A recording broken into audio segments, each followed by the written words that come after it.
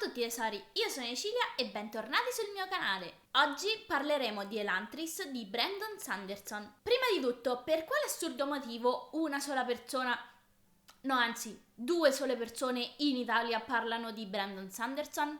Che c'è, siete spaventati dai mattoni? Ok, è plausibile, ma se ne valesse la pena? Nei gruppi di fantasy le persone si dividono in due sponde. O lo amano o lo odiano. Indovinate da che parte sono?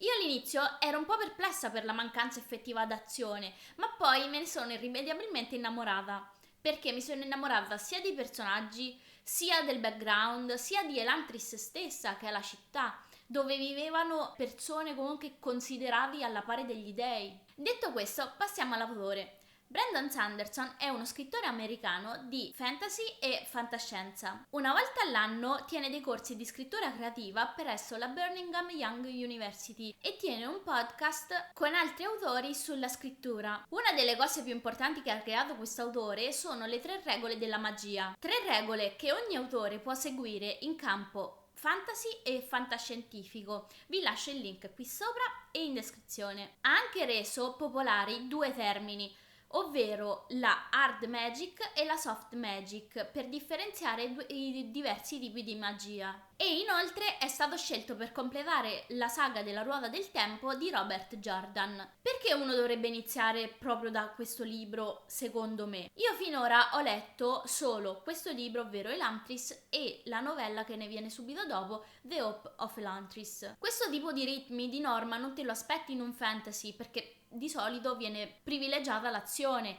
invece in questo caso viene privilegiato la politica e la conoscenza come temi principali. Considerando che questo è proprio il primo libro che ha scritto in merito al Cosmoverso e considerando che magari essendo proprio il primo potrebbe avere problematiche maggiori o risultare comunque un po' acerbo, ed essendo poi che comunque quello che scopri in questo libro ti servirà più avanti, tipo mi sembra nella Folgoluce, e per ultimo chiunque nel web conferma che le altre opere sono tutte nettamente migliori di questa, quindi direi che è la più adatta, così andiamo in crescendo. La domanda successiva è se ha un seguito. Se andate a vedere su Goodreads, infatti vi usciranno il libro 2 e il 3, che però non sono ancora stati scritti.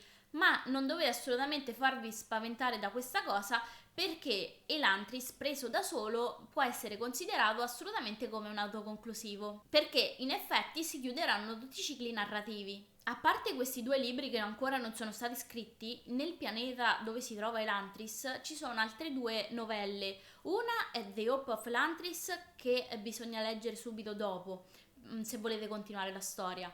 La seconda invece si trova sempre su Sel, ovvero questo pianeta, ma non c'entra niente con la trama principale, perché sono personaggi e luoghi totalmente differenti, cioè ci troviamo proprio in un'altra regione. In ogni caso le potete trovare nel sito dell'autore e in Italia non sono state tradotte ancora, quindi le troverete in inglese. Trama e background vanno di pari passo e posso dirvi ben poco. Il libro è scritto secondo 3 diversi punti di vista.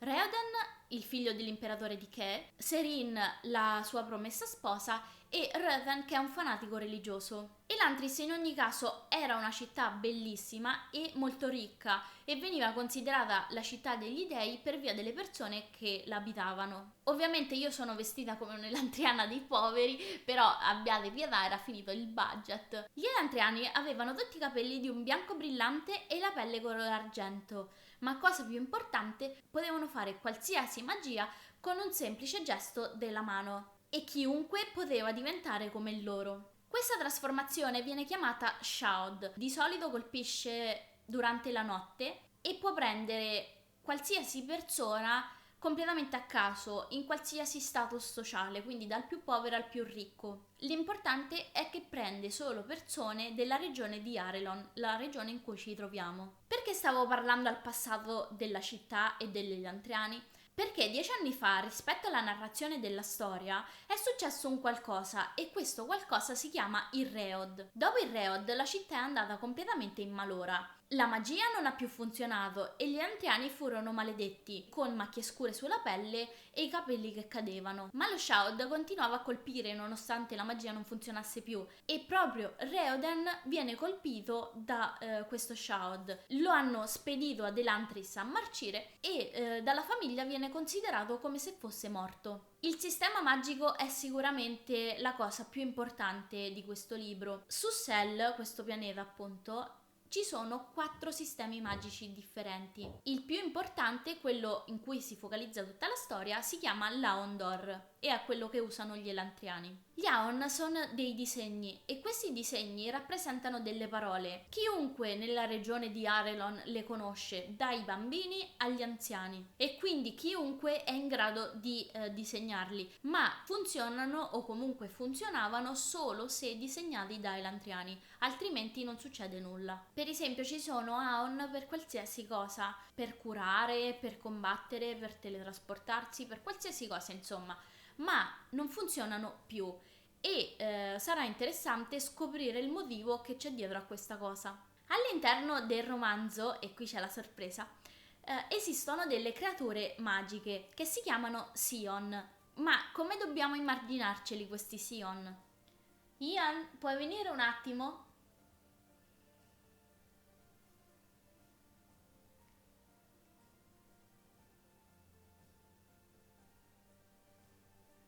Ebbene, se volete un confronto visivo, eccolo qui. Dovrebbero essere appunto delle sfere di luce della grandezza di un melone, dal colore iridescente di madreperla. E noi vedremo principalmente il Sion di Reoden e di Serin, rispettivamente Ien e Ash. Ovviamente se io avessi un Sion sarebbe proprio questo. Grazie Ian, puoi andare. L'autore per crearli si è ispirato a una serie di dipinti chiamati Passage di Michael Wieland. Ha visto questi dipinti quando andava al liceo e già allora aveva scritto una storia che raccontava di queste sfere di luce. Successivamente, quando ha scritto Elantris, sono diventati i nostri attuali Sion. Il romanzo complessivamente dura circa 2 mesi e è diviso in 3 parti. La prima parte è quella più consistente e qui vediamo la prima parte di background e tutta la presentazione dei personaggi. In ogni caso sentiamo proprio fisicamente lo scorrere del tempo, come se ci trovassimo proprio lì. Nella seconda parte abbiamo un'infarinatura più concreta di quello che sarà il sistema magico e tutti gli intrighi. Nella terza parte, la più avvincente, si snodano tutti gli intrecci e scopriamo tutti i misteri. Tra i personaggi che mi sono piaciuti di più troviamo Galladon, che è un Dula, un omone gigantesco, nero e pessimista, e lui ha un tipo di sarcasmo che è l'umorismo che mi piace tantissimo, quindi ho amato qualsiasi scena in cui c'era lui. E poi c'è Reuven, il fanatico religioso, anche lui l'ho amato tantissimo, cioè è assurdo come mi sia piaciuto così tanto, perché comunque lui crede in qualcosa, ma questo qualcosa fa acqua da tutte le parti e quindi sembra tipo una specie di cucciolo di foca bellissimo. Non lo so, va bene, basta sproloqui. Non fa per voi se. Dunque, non fa per voi se cercate qualcosa con molta azione, perché considerate che avrà un ritmo continuamente molto lento e pagato. Le prime forse scene d'azione, ma non è azione, le troverete dopo pagina 200, quindi molto avanti nella storia. Come dicevo prima, si svolge in circa 2 mesi e vi assicuro che li sentirete tutti questi 2 mesi. I temi più importanti che affronteremo in questo libro saranno gli intrighi politici, i poteri delle religioni sia nel bene che nel male, l'emancipazione femminile e la scoperta di tantissimi segreti conditi con un po' di romance. In conclusione, io questo libro l'ho amato, ma secondo me non è un capolavoro, non perché sia lento per questa questione qui, ma perché la reazione dei personaggi rispetto a alcune situazioni, quali che possono essere la morte di qualcuno o i colpi di scena, non mi è sembrata particolarmente credibile o coinvolgente.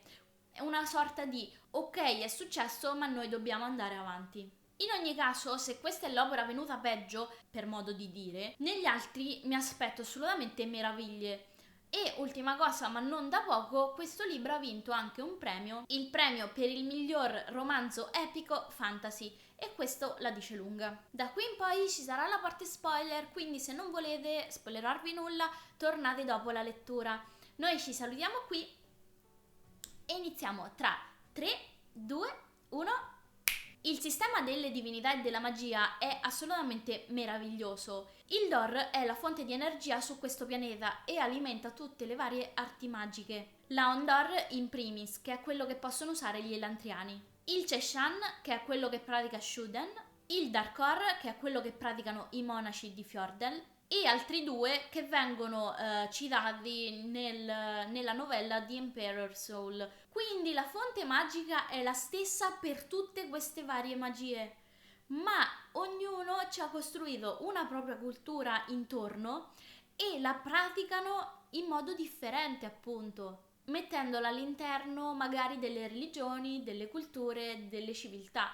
Nel caso dell'Aondor è interessante vedere come questa fonte magica funzioni tramite i disegni che vengono canalizzati secondo il territorio di Arlon, che appunto se non li fai correttamente tenendo conto del territorio di Arlon non funzionano. Un'altra cosa interessante è che non tutti possono sapere le stesse cose, ovvero gli Aondor si studiano, ogni disegno possiede dei propri modificatori e questi modificatori vanno ad agire in modo specifico. Quindi significa che ogni persona può specializzarsi in poche cose, dato che deve conoscere comunque tutti i modificatori. In questo romanzo nulla succede per caso, infatti abbiamo la prova che certe scene nominate senza un eccessivo rilievo in realtà nascondono anch'esse dei segreti. Uno tra tutti è Seala. Vi ricordate la donna che si è buttata dalle mura di Elantris,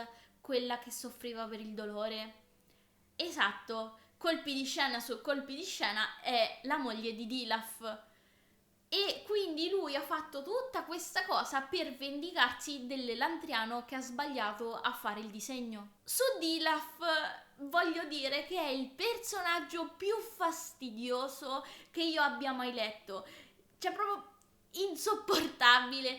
Però in qualche modo tutta questa vicenda viene giustificata da quello che è successo a sua moglie e quindi diciamo che un po' lo redimiamo da questo suo essere fastidioso, appunto. Adesso parliamo dell'ansia che ci ha fatto prendere Galladon e Karada quando hanno buttato Reoden nella pozza dell'acqua, insomma.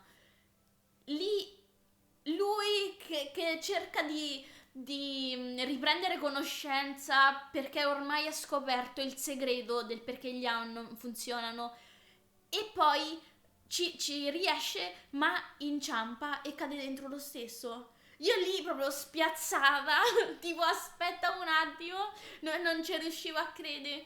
Dico non può essere, e infatti alla fine si è risolto, però cioè, mi è preso un infarto, perché dopo tutta questa storia dico non è servita a niente. E invece no. Chi mi ha sorpreso maggiormente appunto è stato Raven, il fanatico religioso.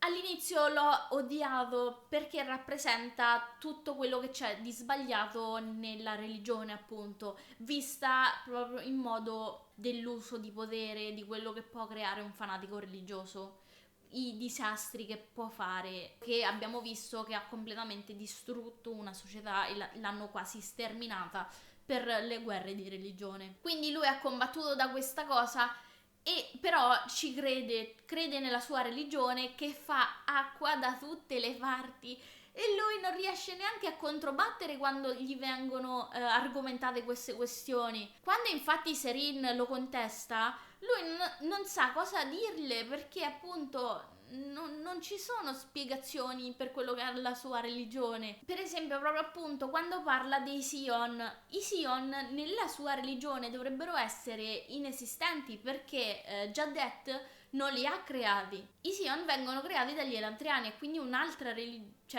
cultura più che altro. Proprio in contrasto con la sua religione, ma è costretto ad usarli altrimenti non riuscirebbe a comunicare in tempo reale con il Wyrm. Lui non crede che esistano, eppure sono lì come una sorta di miracolo. Per non parlare del finale strappalacrime che io lì no, si deve salvare e poi muore in quel modo. Alla fine però si è riscattato, cioè ha riscattato tutto quello che ha fatto all'inizio e è morto praticamente da eroe, perché si è innamorato della donna che lo ha sempre messo in discussione. Cioè questo secondo me è importantissimo e bello come messaggio, che comunque anche se tu credi in modo ossessivo in una cosa, poi comunque per qualcuno che ami riesci a metterti in discussione e a rivalutare un po' quello che è la priorità nella tua vita, insomma, o nelle tue credenze.